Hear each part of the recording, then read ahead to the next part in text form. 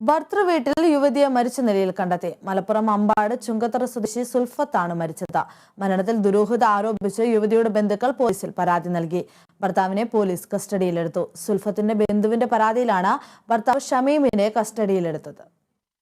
ബുധനാഴ്ച പുലർച്ചെ 4 മണിയോടെ മമ്പാട് പൊങ്ങല്ലൂരിലെ ഷമീമിന്റെ വീട്ടിലാണ് സുൽഫത്തിന്റെ മൃതദേഹം കണ്ടെത്തിയത്. തൂങ്ങി മരിച്ചതാണെന്നായിരുന്നു ഭർത്താവ് ഷമീം പറഞ്ഞത്. എന്നാൽ നാട്ടുകാർ രാവിലെ കാണുമ്പോൾ മൃതദേഹം കെട്ടഴിച്ച് നിലത്ത് കിടത്തിയ അവസ്ഥയിലായിരുന്നു. ശരീരത്തിൽ കയറുമുറുകിയതിന്റെ പാടുകളൊന്നും കാണാനുണ്ടായിരുന്നില്ലെന്നാണ് പ്രദേശവാസികളും ബന്ധുക്കളും പറയുന്നത്. തുടർന്ന് ഫോറൻസിക് വിഭാഗവും വിരലടയാ വിദഗ്ധരും പരിശോധന നടത്തി. സുൽഫത്തിന്റെ മരണത്തിൽ സംശയമുണ്ടെന്നാരോപിച്ച് ബന്ധുവായ സക്കീർ ഹുസൈൻ നിലമ്പൂർ പോലീസിൽ പരാതി നൽകിയതിനെ തുടർന്നാണ് ഭർത്താവ് ഷമീമിനെ പോലീസ് കസ്റ്റഡിയിലെടുത്തത്. ഷമീമും സുൽഫത്തും വഴക്ക് പതിവായിരുന്നുവെന്നും ഒച്ചയും ബഹളവും നിത്യസംഭവമായതിനാൽ ആരും ഇവരുടെ വീട്ടിലേക്ക് എത്തിയിരുന്നില്ലെന്നും പറയപ്പെടുന്നു. സുൽഫത്തിന്റെ സഹോദരനും സംഭവ സമയം പൊങ്ങല്ലൂരിലെ ഇവരുടെ വീട്ടിലുണ്ടായിരുന്നു. സുൽഫത്ത് ആത്മഹത്യ ചെയ്യില്ലെന്ന് ബന്ധുക്കൾ ഉറപ്പിച്ചു പറയുന്നുണ്ട്. പൂക്കോട്ടുമണ്ണ മുത്തൈക്കൽ മുഹമ്മദ് അലിയുടെയും റസിയയുടെയും മകളാണ് സുൽഫത്ത്. 2 കുട്ടികളുണ്ട്.